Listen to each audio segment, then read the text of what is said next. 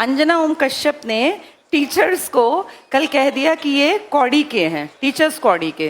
तो अंजना ओम कश्यप के लिए मैं ये दिखा रही हूँ कि अगर टीचर्स कौड़ी के हैं तो अंजना ओम कश्यप जैसे जो पत्रकार हैं वो फूटी कौड़ी के हैं। इनकी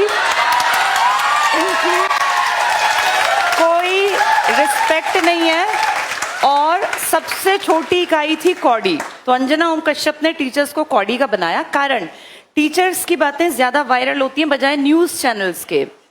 और क्या कहा उन्होंने कि टीचर्स वैसे ही आ जाते हैं, कुछ भी बोल देते हैं। तो बेटा मैं तुम्हें बता दूं, अगर कोई टीचर आके किसी सोशल मीडिया के प्लेटफॉर्म पे बोलता है, मैं एक टीचर हूं, मैं 100% श्योर हूं कोई टीचर बिना किसी भी जानकारी के एकदम आके नहीं बोलता। अगर मैं ये कौड़ी और फूटी कौड़ी लेकर आई हूं ना, तो मैंने देखा कि जब ये रैंकिंग की रिपोर्ट आई तब मीडिया ने क्या किया। मीडिया तो कहीं नहीं आया सामने। हमारे प्राइम टाइम की खबरें बन जाती हैं, झालमुड़ी में खुशबू कैसी है, कौन सा तेल है, 10 रुपए की है। और मैं देख रही थी अंजना ओम कश्यप के कारनामों में, तो उन्होंने बांग्लादेश के एक भैंसे की तुलना डोनाल्ड ट्रंप से की थी कि वो भैंसा, उस भैंसे को डोनाल्ड ट्रंप नाम दिया गया, इसलिए किसी ने उसको खरीद लिया ताकि उसको काटा ना जाए। क्या लेवल है हमारी पत्रकारिता का। और अंजना ओम कश्यप ना सबसे हाईली पेड इनमें आती हैं, जो ये होते हैं क्या बोलते हैं इनको, जर्नलिस्ट। कितनी बड़ी नेगेटिव एक खबर बनी थी जब व्लादिमीर पुतिन सामने बैठे थे और दो ये महिलाएं, हमारी सो कॉल्ड सबसे बड़ी पत्रकार, जो इनकी बॉडी लैंग्वेज थी, जिस तरीके से ये बैठी थी, बोलना नहीं चाहिए लेकिन वो बेहद नेगेटिव, उसको सुन लेना, देख लेना। ये कहा गया था कि कम से कम जब सामने इतने बड़े पद का आदमी बैठा हो, दुनिया में रशिया कितनी बड़ी कंट्री है, और उसके सामने जब तुम बैठी हो, उसकी पोजीशन देखो बैठने की और अपना तरीका देखो। ये कोई नॉर्मल लीडर नहीं था कि मुंह उठा के उसके सामने बैठ गई हैं, जिनको बैठने तक की इतनी समझ नहीं है कि वर्ल्ड लेवल के लीडर के सामने बैठा कैसे जाता है। वो कंपेयर कर रही हैं कि टीचर्स की जो औकात है वो कौड़ी की है और टीचर्स कुछ भी बोल देते हैं। और कह रही हैं शिक्षक और टीचर में अंतर होता है। फिर कह रही हैं कि स्कूल कॉलेज में बच्चे नहीं जाते, वो कहते हैं कोचिंग की तरफ चलो। तो भाई तुम स्कूलों में जो कमियां हैं उन पे काम क्यों नहीं करवाते। सरकार तुम्हारी अगर सुनती है, क्या हम सब नहीं जानते स्कूलों में टीचर्स की भर्ती नहीं होती। कितने स्कूल्स हैं जो 10वीं के बाद साइंस स्ट्रीम पढ़ाते ही नहीं है। गाँव का कोई लड़का लड़की पढ़ना भी चाहे ना तो वहाँ स्ट्रीम ही नहीं है, उसके लिए शहर जाना पड़ेगा। इतना किराया कौन देगा। बेटियों की सेफ्टी सिक्योरिटी भी तो मैटर करती है। वो न्यूज कभी नहीं बनेगी। ये न्यूज बनेगी कि झालमुड़ी में सरसों के तेल की भीनी खुशबू आती है और मेलोडी कितनी चॉकलेटी है, 1983 में बननी स्टार्ट हुई। ये हमारा स्तर है बेटा। इसलिए अंजना ओम कश्यप जैसे लोगों को डिग्रेड होके उन्होंने देश का भी बंटाधार कर दिया। और मुझे ऐसा लगता है कि जब मेन मीडिया अपना काम छोड़ दे तब टीचर्स और स्टूडेंट्स, क्योंकि बेटा ताकत है टीचर्स और स्टूडेंट्स। जब स्टूडेंट्स को उन्होंने ये कहा बेरोजगारों क्योंकि ये कॉकरोच हैं, तो देखो सब टीचर्स ने इसके खिलाफ आवाज उठाई और कितनी जल्दी ये न्यूज वायरल हो गई, कितनी मिलियंस में। इतनी बातें इन मीडिया वालों की नहीं चलती जितनी अब स्टूडेंट्स अगर चाहें तो टीचर्स को। और तुम्हें क्या लगता है बच्चे पागल हैं, जैसे मीडिया सोचती है बच्चे पागल हैं? कोई पागल नहीं है बेटा। आज के टाइम में हर चीज के ऑप्शंस अवेलेबल हैं। अगर किसी में दम है तो वो चलेगा। अब क्योंकि इस पीढ़ी के टीचर्स दमदार हैं, उनके बात करने का तरीका ऐसा है कि बच्चों तक वो बात पहुंचती है, वो कहीं ना कहीं किसी के दिल पे लगती है, वो आम आदमी के मन को छूती है, तो वो ज्यादा देखते हैं। ज्यादा वायरल का मतलब होता है शेयरिंग ज्यादा, तभी तो चीजें वायरल होती हैं। किसी को अगर वो बातें अच्छी लग रही हैं तो उनको ये बात बुरी लगने लग गई कि टीचर्स आजकल करते क्या है कि बस अपना पैसा छाप रहे हैं। और टीचर्स उनको वो अच्छे लगते थे जो टूटी साइकिल पे चलते थे। जब टीचर्स पैसा कमाने लग गए, हक की बात करने लग गए, बराबरी की बात करने लग गए, या बच्चों के मुद्दों को सीजेआई की गलती भी पकड़ने लग गए, तो टीचर्स खराब हो गए। तो ये हमें देखना पड़ेगा हमको, जो हम टीचर्स और स्टूडेंट्स हैं, कि अब जब राजनीति अपने सबसे खराब एक उस पर आ गई है ना कि भाई कुछ भी हो रहा है, किसी को फर्क ही नहीं पड़ रहा। पेपर लीक हुआ एक बार तो क्या संभल नहीं जाना चाहिए? बार बार गलती, बार बार गलती। 12वीं के उस बच्चे ने अपना पेपर रीचेकिंग के लिए भेजा तो उसमें गलती। यानी ना तो स्कूल में बच्चे सेफ रह गए, ना कॉलेजेस के एग्जाम्स में बच्चे सेफ फील करते। कॉम्पिटिटिव वर्ल्ड का तो बिल्कुल बंटाधार करा रखा है, नीट की हालत, बाकी एग्जाम्स की हालत। तो इस पूरे टाइम में अब ये भी कह रहे हैं कि अब एक ऑप्शन ये भी बता रहे हैं ना कि हमारी फौज जो है वो पेपर में ये हालत है कि पेपर लीक करने से बचाने के लिए भारतीय फौज तैनात की जाएगी। जब इस खबर को विदेशी सुनेंगे तो हमारे ऊपर हंसेंगे वो कि हमारे देश में इतना भ्रष्टाचार है कि नीचे के लेवल के लोग तो उसको रोक ही नहीं पा रहे, और ना ही कोई यहाँ इस्तीफा देता, ना ही कोई जिम्मेदारी लेता। डेमोक्रेसी में एक चीज होती है कलेक्टिव रिस्पॉन्सिबिलिटी। मैंने तुम्हें कितनी बार पढ़ाया, सामूहिक उत्तरदायित्व। यहाँ एक की गलती सबकी गलती मानी जानी चाहिए। और अगर किसी बड़े मंत्री के अंडर आने वाले डिपार्टमेंट्स में गड़बड़ हो रही है, चाहे वो शिक्षा मंत्री हो या रोजगार का डिपार्टमेंट देखते हो, उनकी जवाबदेही है वो फेस करें कैमरास को और बताएं कि ऐसा क्यों हो रहा है। किसी एक आदमी का बयान नहीं आया नीट के ऊपर, किसी आदमी ने कुछ नहीं कहा, बस अपना कुछ भी मेन काम कहाँ कर रहे हैं, अपनी वीडियोस बनाने पर, फालतू की चीजों को प्रमोट करने पर। जबकि 2026 का सबसे बड़ा मुद्दा है महंगाई लगातार बढ़ना, पेट्रोल की कीमतें लगातार बढ़ रही हैं। पेट्रोल सिर्फ पेट्रोल नहीं है, हर चीज महंगी होगी जब पेट्रोल महंगा होगा। इंडिया के रुपए और अमेरिका के डॉलर में देखा है कितना बड़ा गैप आता जा रहा है। इस पे कोई बात नहीं कर रहा, बात फालतू की करेंगे। तो बेटा अब हम लोगों को ना जागरूक होना पड़ेगा और जहां जो जरूरत पड़े उस मुद्दे को बिल्कुल बिल्कुल बिल्कुल शेयर करना चाहिए, बात करनी चाहिए। पेपर अगर लीक होते हैं, किसी एमएलए, एमपी, सीएम, राज्यपाल को फर्क नहीं पड़ता। ये फर्क पड़ेगा सिर्फ और सिर्फ तुम जैसे स्टूडेंट्स को या हम जैसे टीचर्स को। पेपर लीक होना नेगेटिव है क्योंकि इससे सही मेहनत करने वाला बच्चा अपनी पोजीशन को कभी हासिल ही नहीं कर पाएगा। और हम नॉर्मल लोगों को, या मैं अपने आप को देखूं, मुझे भी ऐसा दिखता था कि भाई अगर हमारे पास बहुत अच्छी कमाई नहीं है, पैसा नहीं है, बहुत स्ट्रांग बैकग्राउंड नहीं है, तो हम मेहनत करके पैसा कमाएं और अपने बैकग्राउंड को ठीक कर ले। ये हमारे टाइम में भी था, तुम्हारे टाइम में भी है। आज मैं 43 इयर्स प्लस है मेरी एज। 20-22 साल पहले जब मेरी एज 20-22 साल की थी तो मुझे दिखता था कि अगर मैं बहुत मेहनत करूं तो मैं अपनी स्थिति को बदल सकती हूं। और मुझे लगता है हर एक को ये हमेशा मौका मिलना चाहिए कि आप जहां पैदा हुए हैं मेहनत करके आप उस हालात को, उस माहौल को बदल पाएं। ये हर एक को मौका मिलना चाहिए। यहाँ मैं सबकी बात नहीं कर रही, मेरा मेन मकसद है उन लोगों को जो एग्जैक्ट कहलाते हैं हम मिडिल क्लास परिवार है। हमारे पास बहुत ज्यादा जमीनें नहीं होती, बहुत संसाधन नहीं होते, लेकिन माँ बाप जैसे तैसे करके बच्चे को पढ़ा देते हैं। थोड़ी बहुत सेविंग्स इतनी रखते हैं कि अपना छुटपुट सा सिर पे छत या तो किराए की कर देते हैं या कम से कम एक छोटा मोटा घर बना लेते हैं, और अपने बच्चों को जमा पूंजी के नाम पर बस इतना दे पाते हैं कि पढ़ाई लिखाई करा दी, तुम्हें खिला पिला दिया, 20-22 साल हमने तुम्हारा जो है जीवन चला दिया, अब आगे मेहनत करो, अपनी लाइफ को अच्छी बनाओ। पीछे बैक पे किसी को फैक्ट्री लगी हुई नहीं मिली, हम में से किसी को नहीं मिलता कि तुम्हारे पीछे ये 5 शोरूम है, बस यहाँ जाके कलेक्ट कर लाना, या ये 5 पेट्रोल पंप लगा के दे दिए। जिस परिवार से तुम हो, मैं भी ऐसे परिवार से थी, हमें मिला कुछ नहीं था, विरासत में कुछ नहीं मिलता, सिर्फ इतना है कि पढ़ लिख गए, मेहनत करके पोजीशन बना लें ताकि आगे बढ़ जाएं। और ये अंजना ओम कश्यप जैसे जो लोग हैं ये टीचर्स की बुराई करने लग गए क्योंकि टीचर्स की बातों को सुना जाने लग गया। स्टूडेंट्स को जब कह रहे हैं कि ये पैरासाइट हैं तो वो खुश हैं।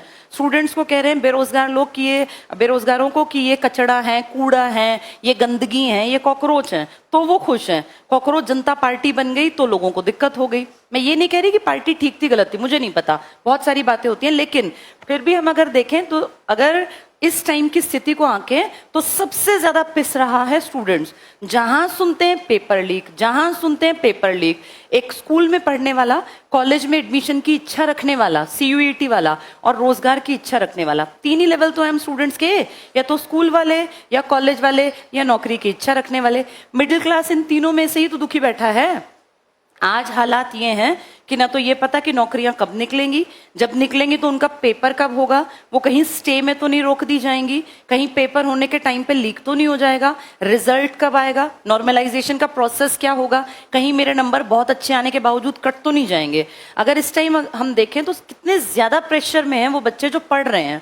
जैसे मैं अगर देखूं, हमारे दिमाग पे इतना प्रेशर नहीं था, हमें पता था मेहनत करेंगे पेपर पास हो जाएगा, 1 नहीं 2 नहीं 3-4 बार पढ़ते रहेंगे, लगातार पेपर देंगे, पेपर पास होगा। पर मुझे दुख होता है सोच के कि जो अब 2021 में यूपी में लेखपाल का पेपर आया था, 21 में सोचो किसी ने पेपर दिया और पास नहीं हुआ, भाई हो जाती है गलती। अब वो बच्चा बैठे बैठे कि दोबारा आएगा तो मैं बढ़िया करूंगा, दोबारा आएगा बढ़िया करूंगा। 2026 में पेपर हो रहा है, यानी उस बच्चे के 5 साल बेरोजगारी में उसका खर्चा किसने दिया, वो कहाँ रेंट पे रहा, उसने कैसे पढ़ाई की, उसके खाने पहनने उड़ने का साधन किसने मुहैया कराया। और अगर वो उस टाइम पर वो लड़का या लड़की 23 या 24 साल के थे तो उनके ये 5 साल इसका खामियाजा कौन भुगतेगा। अब वो हो गए 28 साल के, 29 साल के, वो कहाँ जाएं, ना वो शादी कर पाए, ना वो घर बसा पाए, ना उनकी नौकरी लगी, ना बुजुर्ग होते माँ बाप को कोई केयर दे पाए। कईयों के तो इस बीच में पिता भी चले गए जिनका सपना था कि पिताजी के हाथ में पहली तनख्वाह रखनी है हमें।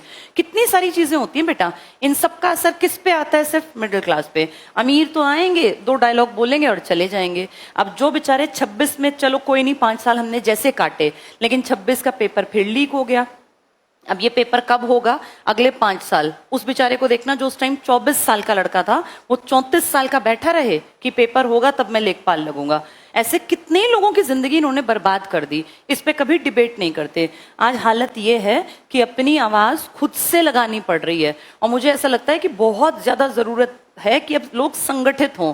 ये वाले लोग नहीं है नेतागिरी टाइप के, जिनकी झूठी रैलियां इकट्ठे करके लोग 500-500 रुपए बांट देंगे, बाद में फोटो की इतने लोग आए।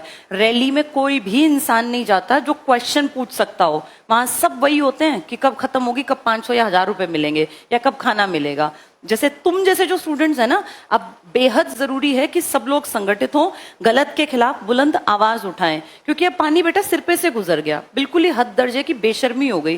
तुम अपने आप को भी देखो, तुम लोगों ने सीईटी का नाम सुना था, और ये घटना है 2022 की, जब पहली बार पेपर लिया। उस 22 से आज जब मैं ये बात कर रही हूं, हम ये बात कर रहे हैं जून 2026 में। तब क्या कहा था कि हर साल सीईटी लेंगे, 2026 भी आधा चला गया, तब से सिर्फ एक बार सीईटी हुआ था 22 में, और दोबारा हुआ है 2025 में। उस 25 के बेसिस पर अब तक कोई नौकरी बड़े लेवल की नहीं निकली। हरियाणा पुलिस का प्रोसेस चल रहा है। जैसे कितने डिपार्टमेंट हैं जो खाली पड़े हैं, क्लर्क की नौकरियां, ग्राम सचिव की, खाली पड़ा है सब कुछ, लेकिन निकालनी नहीं है। क्यों, किस चीज का वेट करते हैं कि जब इलेक्शन आएगा ना तब निकाल देंगे 30, 35, 40 हजार इकट्ठी। उतनी इकट्ठी ना निकाल के हर साल 5,000, 10,000 कुछ लोगों को तो नौकरी दे दो, कुछ लोग तो बेचारे फ्री हों, और अगले फिर सोचें कि ये लग गए तो हम भी पढ़ के लग जाएंगे। फिर एक साथ अपने इलेक्शन के चक्कर में कि एक साथ 50,000 निकाल देंगे, वाहवाही हो जाएगी। ये नहीं सोचते 5 साल वो लोग कहाँ से खाना खाएंगे, जिनकी 12वीं बड़ी मुश्किल से हुई है, और फिर कहेंगे अपने काम धंधे कर लो। अपना काम धंधा करना इतना आसान है इस देश में, अपने काम धंधे के लिए पैसा नहीं चाहिए। कोई भी बैंक क्या किसी बेरोजगार को लोन दे देगा, कोई नहीं देता। तो बहुत सारी प्रॉब्लम्स हैं। अब इतना समझ में आ गया कि अपनी आवाज खुद बुलंद करनी पड़ेगी। जब भी कोई गलत बयानबाजी करे, चाहे वो स्टूडेंट्स को लेकर हो, टीचर्स को लेकर हो, या किसी भी एक जाति पाति को बांटने की कोशिश करें धर्म विशेष पर, तो 100% हर एक को अपने लेवल पे बोलना चाहिए। ये डेमोक्रेटिक कंट्री है, यहाँ हमारा काम करना तो था विपक्ष को, लेकिन दुख की बात है कि हमारा विपक्ष बैठे तो हैं विपक्ष में, लेकिन उतने दमदार तरीके से बात नहीं रख पाते। अदरवाइज ये मुद्दे इतने बढ़ते नहीं जाते। विपक्ष इतना दमदार होना चाहिए कि आम आदमी को बोलना ही ना पड़े, हमें खुद बोलना पड़ता है, जबकि हमारी बात उनको बोलनी चाहिए और दम लगा के बोलनी चाहिए। अब देखते हैं कब विपक्ष जागेगा, कब ये बात वहां संसद में गूंजेगी, कब ये विधानसभाओं में गूंजेगी। अब प्रॉब्लम ये, तब तक हम वेट करते रहें या अपनी बातों को अपने प्लेटफॉर्म से बोलते रहें। तो जहां जो बैठा है, जिस लेवल पे, अगर तुम्हें लगता है गलत है, कोई भी पार्टी गलत करे, चाहे बीजेपी हो, कांग्रेस हो या अदर पार्टी, हमेशा अपनी आवाज उठानी चाहिए, तभी तो जीवित कहलाएंगे बेटा। अब हम उतने अनपढ़ नहीं है कि जो सरकार ने कह दिया मान लेंगे। अगर सरकार प्रेजेंट में गलत कर रही है तो भी बोलेंगे, विपक्ष गलत कर रहा है तो भी बोलेंगे। हमें न्यूट्रल रहना है। हमें मतलब है टाइम पे नौकरियां निकले, पेपर बिल्कुल इससे हो कि गड़बड़ ना हो, लीक ना हो, सही टाइम पर रिजल्ट आए, कैलेंडर जारी किया जाए, किसी भी लेवल के एग्जाम में घपलेबाजी, भ्रष्टाचार ना हो। ये हमारे मुद्दे हैं। उसको चाहे बीजेपी सुने, चाहे कोई लोकल पार्टी सुने, चाहे कांग्रेस। और जब भी कोई बड़े पद पर बैठा व्यक्ति गलत करे तो उसको कम से कम बोला जाए। एक बुलंद आवाज का फर्क पड़ता है। जब वो देखते हैं ना मिलियंस में लोग देख रहे हैं इन बातों को हमारे खिलाफ, तो उन्हें लगता है कि हमें थोड़ा सा सुधरना पड़ेगा। लेकिन दुख की बात यह है कि नीट पे इतनी आवाजें आई, इतनी आवाजें, फिर दोबारा से पेपर लीक हो गया। इसका मतलब तो बिल्कुल ही शर्म बेच ही खाई है, कोई शर्म लिहाज बची ही नहीं है। चलो हम क्या कर सकते हैं, टाइम टू टाइम अपनी आवाज को कोशिश करें सुनी जाए, पर बेटा पढ़ाई साथ साथ जारी रखना, क्योंकि जिस दिन पेपर होगा ना वो अचानक से ही होगा, तब कोई नहीं पूछेगा कि तुम उस टाइम पढ़ रहे थे कि नहीं पढ़ रहे थे। एक और बड़ी बात, ये टाइम थोड़ा नेगेटिव है, 2026 का जो समय चल रहा है ना, नेगेटिव के सेंस में चारों तरफ पेपर तो हो रहे हैं लेकिन सारे paper leak leak leak leak, ये मन को ना थोड़ा दुखी करता है, व्यथित। एक ऐसा टाइम और आया था बेटा 2020, तुम तो छोटे थे लेकिन हमने तो देखी है ना चीजें, चारों तरफ नेगेटिविटी का माहौल था, तब भी हम यही कहते थे कोई बात नहीं, एक तरफ सोचो कि अपने आप की हेल्थ ठीक रखो, बीमारी से बचे रहो, कोरोना काल था वो, लेकिन खाली मत बैठो, पढ़ते रहना धीरे धीरे धीरे, क्योंकि हमारा टारगेट जो है ना बेटा उससे नहीं हटना। आज 2026 में फिर से वही एक सुस्त सा दौर आ गया, जब लगता है यार क्या करेंगे पढ़ के, पेपर तो लीक हो रहे हैं। लेकिन पेपर लीक होने के बावजूद बेटा 2022 में जब सीईटी हुआ था ना, उस टाइम पर भी बहुत सारी गड़बड़ियां थी। जो तुमसे पुराने बच्चे हैं पूछ के देखना, एक बार ऐसा भी हुआ था कि कल पेपर है और आज शाम तक क्लियर नहीं था कि पेपर है कि नहीं है। हमने तो देखे हैं ना स्टूडेंट्स, ऐसा दौर भी था कि कल पेपर है कि नहीं है पता ही नहीं है, आधे लोग रास्ते में से लौट आए कि कल पेपर नहीं है। ऐसा अजीब सा माहौल कि कुछ भी क्लियर नहीं, तब भी जो बच्चे पढ़ रहे थे धीरे धीरे धीरे सही, विरोध भी कर रहे थे पढ़ भी रहे थे, फाइनली वो लग गए। यही मैं तुम्हें कहूंगी, अपना विरोध जताओ, अपनी गलत चीजों को जरूर सोशल मीडिया के थ्रू बयान करो, लेकिन साइड बाय साइड अपनी तैयारी जारी रखना, क्योंकि जो तैयारी बीच में छोड़ गया या जिसने सोचा पता नहीं क्या होगा, बेटा कभी ना होता ना, रात के बाद उजाले की पहली किरण जरूर आती है, ऐसा नहीं सदा चलेगा, इस पे भी लगाम कसी जाएगी। हरियाणा ने जब पेपर लीक होते थे तो हमने बहुत बहुत बड़े लेवल पे जगह जगह आईसीएस के स्टूडेंट्स ने प्रदर्शन किए, डीसीज को ज्ञापन दिए, एमएलएस को दिए, और वो बात वहां के विधानसभा में गूंजी। फिर विधानसभा में इसके ऊपर काम किया हरियाणा सरकार ने। तो ये मान के चलो कि जब ये लोकल लोग जागते हैं ना, तब धीरे धीरे विपक्ष में भी ताकत आती है, और विपक्ष सोचता है कि जनता मेरे पीछे खड़ी हो गई, अब मैं अपनी बात रख सकता हूं विधानसभा या लोकसभा में।